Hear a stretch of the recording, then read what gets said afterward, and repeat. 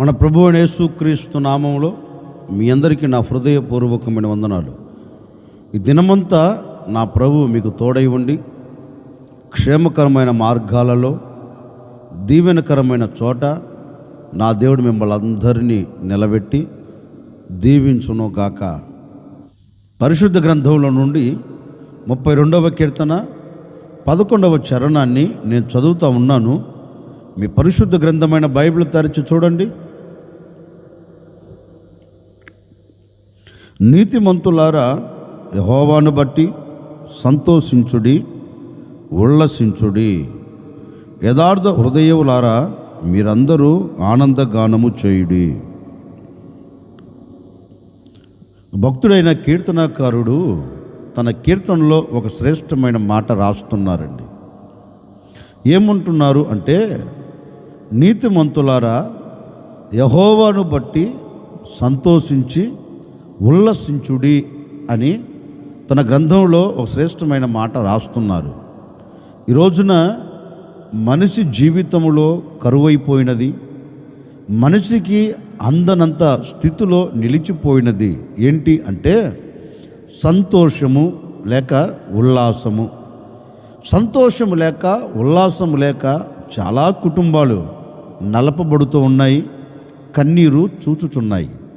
కన్నీళ్ళ మధ్యలో కాపురం చేస్తున్నారు, కన్నీళ్ళే అన్నపానముగా భుజిస్తున్నారు. ఒకరి మధ్య ఒకరికి సంతోషం కరువైపోయిందండి. కట్టుకున్న భర్త భార్యతో సంతోషకరంగా బ్రతకలేకపోతున్నారు, భార్య భర్తతో సంతోషకరంగా బ్రతకలేకపోతుంది. కడుపున పుట్టిన కన్నబిడ్డలు కన్న తల్లిదండ్రులతో సంతోషకరంగా ఉల్లాసంగా ఉండలేకపోతున్నారు. చాలా కుటుంబాలు చెప్పే మాట ఏంటంటే, అయ్యా ఇది ఇల్లుగా లేదయ్యా, నరకముగా ఉందయ్యా అని చెప్పేవారు కొందరు, చెప్పని వారు మరికొందరు. ఎందుకు కారణం ఏంటి అంటే ఆ కుటుంబంలో ఒక ఆనందకరమైన బ్రతుకు లేదండి. ఆ కుటుంబంలో ఒక సంతోషకరమైన అనుభవాలు లేవు. చాలా కుటుంబాలు గమనించండి, తినేదానికి తిండి ఉంటుంది, కట్టుకునేదానికి బట్టలు ఉంటాయి, కానీ బ్రతుకులో లేనిది ఏంటి అంటే సంతోషం. బ్రతుకులో ఏంటి లేదు అంటే ఆనందం. బ్రతుకులో కరువైపోయింది ఏంటి అంటే సమాధానం. అన్నీ ఉన్నాయి బాబు, కానీ ఇంట్లో సంతోషం సమాధానం లేదయ్యా. అన్నీ ఉన్నాయి, ఏనికి తక్కువేమీ లేదు బాబు. ఇంట్లో ఉన్న ఇళ్ళపాదంతా ఉద్యోగాలే చేస్తున్నారు. ఇంట్లో ఉన్నవారికి ఏది తక్కువ లేదయ్యా, అందరూ ఒక ఉన్నతమైన స్థితిలోనే ఉన్నారు, కానీ ఇంట్లో సంతోషం లేదు, ఇంట్లో నెమ్మది లేదు అనే మాట ఈ రోజున ప్రతి మానవుణ్ణి, ఈ రోజున ప్రతి వ్యక్తిని, ప్రతి కుటుంబాన్ని పలకరిస్తుందండి. కారణం ఏంటి అంటే సంతోషం లేకపోతే ఏముంటుంది ఆ ఇంట్లో? కన్నీళ్ళే కదా. ఆనందం లేకపోతే ఆ ఇంట్లో ఏముంటుంది? కన్నీరే కదా. ఉల్లాసం లేకపోతే ఆ ఇంట్లో ఏముంటుంది? అసమాధానమే కదా. అంటే ఈ అనుభవాలలో ఒకవేళ ఈనాటి వరకు నీ కుటుంబం నిలిచిపోయిందేమో నాకు తెలియదండి. ఈ అనుభవాలలో నీ కుటుంబం నడిపించబడుతూ వేదనకు గురై ఒకవేళ అల్లల్లాడుతుందేమో నాకు తెలియదు. వీటన్నిటికీ ప్రబలమైన కారణం ఏంటి అని పరిశుద్ధ గ్రంథాన్ని మనం చదివితే, ఏది ఉల్లాసం లేకపోయేదానికి, ఆనందం లేకపోయేదానికి, సంతోషం లేకుండా కుటుంబాలు కలవరాల మధ్యలో నిలబడడానికి ప్రబలమైన కారణం ఏంటంటే లేఖనం అంటుంది, మీరు యెహోవాను నమ్ముకోలేదు. అందుకే దాని పై వాక్యంలో కూడా రాయబడిన మాట ఏంటంటే, యెహోవా యందు నమ్మకం ఇంచు వానిని కృప ఆవరించును. ఎందుకు ఈ రోజున కుటుంబాలలో సంతోషం కరువైపోయింది అంటే నీవు యెహోవా మీద నమ్మకం ఉంచట్లేదు. అంటే నా దేవుడు నాకు సంతోషాన్ని దయచేస్తాడు, నా దేవుడు నాకు ఆనందాన్ని కలగచేస్తాడు, నా దేవుడు ఈ కష్ట దినాలను తీసివేస్తాడు, నేను నా కుటుంబం, నేను నాకు కలిగిన సమస్తం సంతోషకరంగా ఉండగలుగుతాము అనే ఒక నమ్మకం దేవుని మీద నీకు లేకపోయినందున నీ బ్రతుకుల్లో సంతోషం కరువైపోయిందండి. ఈ ఉదయకాల సమయంలో సేవకుడిగా నేను మీతో చెప్పాలనుకున్న మాట ఏంటంటే, ఈ సంతోషం కానివ్వండి, ఈ ఉల్లాసం కానివ్వండి, నీ కుటుంబంలో నిలిచి ఉండాలి అంటే, నీ బ్రతుకుల్లో నిలిచి ఉండాలి అంటే నీవు చేయవలసినది ఒకటే, నీవు యెహోవా మీద నమ్మకం ఉంచిన ఎడలా, నీవు ఆయనను నమ్మిన ఎడలా, అంటే కన్నీళ్లతో ఉన్న నీవు, కష్టములో ఉన్న నీవు, ఆనందము లేని నీవు, సంతోషము లేని నీవు, ఉల్లాసము లేని నీవు దేవుని మీద నమ్మిక ఉంచు.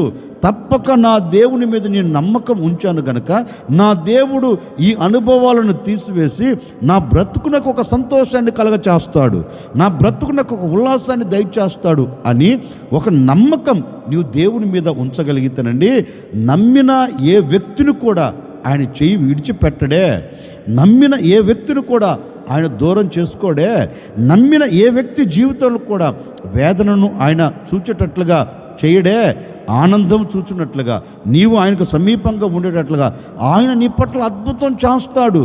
అందుకే ఈరోజు ఆయనను నమ్ము.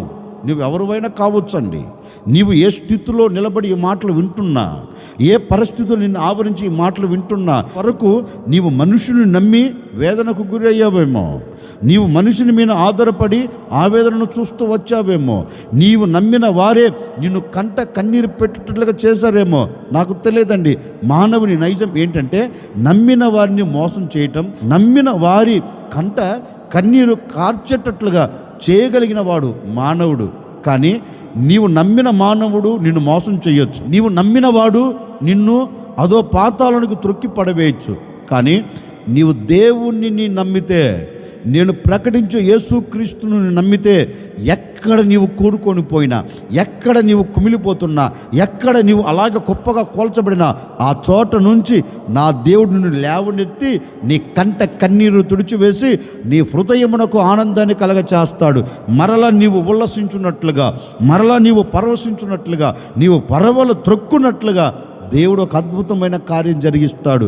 ఆ అనుభవాలు నీకు కావాలంటే ఈరోజు నువ్వు దేవుణ్ణి నమ్మితే, నీవు దేవుని మీద ఆధారపడితే ఆయన నీవు ఆనందపడేటట్లుగా నీ కుటుంబం పట్ల అద్భుతం జరిగించబోతున్నాడు. నీ కుటుంబానికి ఉల్లాసాన్ని దయచేయబోతున్నారు. ఈనాటి వరకు లేని సంతోషం, ఈ క్షణం వరకు లేని ఉల్లాసం, ఈ మాటలు వింటున్న నాటి నుండి, క్షణము నుండి నా ప్రభు నీకు ఉల్లాసాన్ని కలగ చేయబోతూ ఉన్నాడు. నా ప్రభు నీకు సంతోషాన్ని కలగ చేయబోతున్నాడు. ఎలాంటి మరణకరమైన పరిస్థితుల్ని ముంగిటి నిలబడినా వాటి నుండి నా దేవుని బయటికి తీసుకొని రాబోతూ ఉన్నాడు. ఎలాంటి క్లిష్ట పరిస్థితులు నిలబడినా నీవు సంతోషం చూచినట్టుగా అద్భుతం చేయబోతూ ఉన్నాడు. వాటన్నిటిని అణచివేయబోతూ ఉన్నాడు.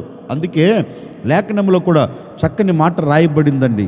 యూదా ప్రజలు దేవుని సన్నిధిలోనికి వెళ్ళి ఎలుగెత్తి ప్రార్థన చేస్తున్నారండి. అంటే వారికి కలిగినది ఏంటి అంటే మరణం. వారిని పలకరించేది ఏంటంటే మరణం. మరణం వారిని పొంచి ఉండగా, మరణం వారి ముంగిటి నిలబడి వారి హృదయ తలుపును తట్టుచూ ఉండగా యూదా ప్రజలందరూ చేరి దేవుని సన్నిధిలో ఎలుగెత్తి ప్రార్థన చేస్తున్నారండి. అంటే యెహోవాను నమ్ముకున్నారు, యెహోవా మీద ఆధారపడ్డారు. ఇక ఆయన దిక్కని ఆయన పాదాలు పట్టుకొని మొరపెడుతున్నారు, అయ్యా శాసనం బయలుదేరింది, ఏం చేస్తావో తెలియదు, నీవు మాకు సహాయం చేయాలి, ఈ కన్నీళ్లు తుడిచివేయబడాలి, ఈ క్లిష్ట పరిస్థితుల్లోంచి మేము సజీవుల మధ్యలో నిలబడాలి, ఏం చేస్తావో మాకు తెలియదని వారు దేవుని సన్నిధిలోనికి వెళ్ళి దేవునిని నమ్మి దేవుని మీద ఆధారపడి వారు ప్రార్థన చేస్తుంటేనండి, ఏ దేశంలో అయితే మరణం ప్రకటించబడిందో ఆ దేశంలో దేవుడు మరణాన్ని నిరర్ధకం చేసి మరణావస్థలోనికి వెళుతున్న ప్రజలకు ఏం కలగ చేశాడు? కన్నీళ్ళ మధ్యలో ఉన్న ప్రజలకు ఏం కలగ చేశాడు? కన్నీరును తుడిచివేసి వారి హృదయం నిండా ఆనందాన్ని దయచేసి వారి కంటి నిండా ఆనందాన్ని కలగచేసి వారి కంట కన్నీరు కనపడకుండా దేవుడు తుడిచివేశారు. లేఖనంలో రాయబడిన మాటను తెలుసండి, ఆ దినమున, ఏ దినమున? వారు యెహోవాను నమ్మిన దినమున. ఏ దినమున? యెహోవాను ఆధారము చేసుకున్న దినమున, యెహోవా యొద్దకు వెళ్ళిన దినమున దేవుడు వారి ప్రార్థనను విని వారి కంట కన్నీరు రాకుండా తుడిచివేయుటకు హస్తాన్ని చాపాడండి. లేఖనం అంటుంది, ఆ దినమున వారు దుఃఖమును మాని సంతోషం వచ్చిన నెలని సంబరాలు చేసుకున్నారంటండి. ఆనందగానములతో కొనసాగించబడ్డారంటండి. వారి హృదయం ఉల్లసించిందంటండి. కారణం ఏంటి అంటే, ఏ మానవుని మీద వీరు ఆధారపడలా, ఏ అధికారుల మీద వీరు ఆధారపడలా, ఏ వ్యక్తి దగ్గరికి వెళ్ళి మాకు సహాయం చేయమని కోరుకోలేదండి. తిన్నగా దేవుణ్ణి నమ్మారు. వారు ఆరాధించే దేవుణ్ణి నమ్మారు, వారిని సృష్టించిన దేవుణ్ణి నమ్మారు గనుకనే వారి బ్రతుకులో ఏం కలిగిందంటే కన్నీరు తుడవబడి కంట కన్నీరు కొట్టివేయబడి వారి హృదయం నాకు ఆనందం కలిగి సంతోషంతో బ్రతికారంటండి. ఇప్పుడు నేను కూడా మీతో చెప్పాలి అనుకున్న నా దేవుని మాట ఏంటంటే, నిజమే, ఒకవేళ మరణము లాంటి పరిస్థితులు నీ ముంగిటి నిలబడ్డాయా, ఆర్థిక ఇబ్బందులు నిన్ను వేదనకు గురి చేస్తున్నాయా, అనారోగ్య వ్యవస్థ నిన్ను గొప్పగా కూల్చి పడవేస్తుందా, నీ కుటుంబంలో నెమ్మది లేకుండా, ప్రశాంతత లేకుండా, శ్రమలన్నీ నిన్ను చేరి నిన్ను చుట్టు పడవేసి ఒకవేళ నిన్ను మరణావస్థలోనికి తీసుకుని వెళుతున్నాయా, ఏ క్షణం ఏం జరుగుతుందో, ఏ క్షణం ఏది వినాలో, ఏ క్షణం ఏది జరుగుతుందో అనే ఆలోచనతో గొప్పగా కూల్చబడుతున్నావా? భయపడవలసిన అక్కర్లేదండి. ఏ పరిస్థితి అయినా కావచ్చు. చివరి క్షణము, ఒకవేళ ఈ చివరి క్షణంలో నా దేవుని మాటలు వింటున్నావేమో, అయినా పర్వాలేదు. ఈరోజు దేవుని మీద నువ్వు ఆధారపడితే ఒక్కసారి దేవుని నమ్ము. ఇప్పటి వరకు మనుషులను నమ్మి మోసపోయావు కదా, ఇప్పటి వరకు మనుషులను నమ్మి మరణావస్థలోనికి వచ్చావు కదా, ఇప్పటి వరకు మనుషులను నమ్మి గొప్పగా కోల్చబడ్డావు కదా. ఈ ఉదయకాల సమయంలో మనుషులను నమ్మిన నీవు మనుషులను విడిచిపెట్టి ఇప్పుడు నిన్ను సృష్టించిన సృష్టికర్త అయిన యేసుక్రీస్తు మీద నీవు ఆధారపడితే, ఆయనను నమ్ముకుంటే, ఆయన పాదాలు పట్టుకుంటే, ఎలాంటి మరణకరమైన పరిస్థితులు నీవు ఉన్నా, ఎలాంటి అవమాన పరిస్థితులు గొప్పగా కోల్చబడినా, ఎలాంటి ఆర్థిక ఇబ్బందుల మధ్యలో నలపబడుతున్నా, ఎలాంటి అనారోగ్య సమస్యలు నువ్వు గొప్పగా కోల్చబడుతున్నా, ఆ చోట నుండి ఈరోజు నేను లేవనెత్తున్నట్లుగా, నీవు లేపి సమాజంలో నిలబడినట్లుగా నా దేవుని మీద నీవు ఆధారపడితే తప్పక నేను లేవనెత్తబోతూ ఉన్నాడు. నీ కన్నీరును తుడిచివేయబోతూ ఉన్నాడు. నీ హృదయమునకు ఆనందాన్ని కలగ చేయబోతూ ఉన్నాడు. యూదా ప్రజల మీద మోపబడిన మరణంను కొట్టివేసిన దేవుడు, యూదా ప్రజలకు అడ్డుగా నిలబడిన అడ్డుబండలు తప్పించిన దేవుడు, నీకు అడ్డుబండలుగా నిలబడిన శ్రమలు కావచ్చు, ఆటంకాలు కావచ్చు, ఇబ్బందులు కావచ్చు, ఇరుకులు కావచ్చు, వేదన కావచ్చు, కష్టం కావచ్చు, ఎలాంటి నష్టమైన కావచ్చండి, ఈ రోజున నా ప్రభు దాన్ని కొట్టివేయబోతూ ఉన్నాడు. సదును భూమిగా మార్చబోతూ ఉన్నాడు. నిశ్చయముగా నా దేవుడు నీ మీద మోపబడి ఉన్న శిక్షను రద్దు చేయబోతూ ఉన్నాడు. నీవు ఆనందకరంగా, ఉల్లాసకరంగా బ్రతుకున్నట్లుగాను అద్భుతమైన కార్యం నీ పట్ల జరిగించబోతూ ఉన్నాడు. నీవు చేయవలసినది ఒక్కటే, యెహోవాను నమ్ముకోగలిగితే, యేసుక్రీస్తును నమ్ముకోగలిగితే, యేసుక్రీస్తు మీద నీవు ఆధారపడగలిగితే, యేసుక్రీస్తు చెంత చేరి నీవే నా దిక్కు అని ఆయన గోజాడగలిగితే, నిశ్చయముగండి నా ప్రభు ఈ దినమున నీవు ఉల్లసించున్నట్లుగా, నీవు సంతోషపడినట్లుగా, నీవు ఆనందపడినట్లుగా నా దేవుడు నీ కొరకు ద్వారములు తెరవబోతూ ఉన్నాడు. నీకు ఆనందము లేకుండా చేస్తున్న ప్రతి చీకటి తొలగిపోవునుగాక, నీకు ఉల్లాసము లేకుండా చేస్తున్న ప్రతి ఆటంకాలు కొట్టివేయబడునుగాక, నీకు సంతోషము లేకుండా చేస్తున్న ప్రతి శ్రమ నీ ఎదుట నిలబడకుండా నా దేవుడు సదును భూమిగా చేయునుగాక. గనుక నీవు యెహోవాను బట్టి సంతోషముతో, ఉల్లాసముతో, ఆనందగానంతో నువ్వు సాగి వెళ్ళాలంటే నీవు చేయవలసింది ఒక్కటే, నీవు యెహోవాను నమ్మితే, నీవు యెహోవా మీద ఆధారపడితే ఆయన నీకు సంతోషాన్ని కలగ చేయబోతున్నాడు. ఆయన నీకు ఉల్లాసాన్ని కలగ చేయబోతున్నాడు.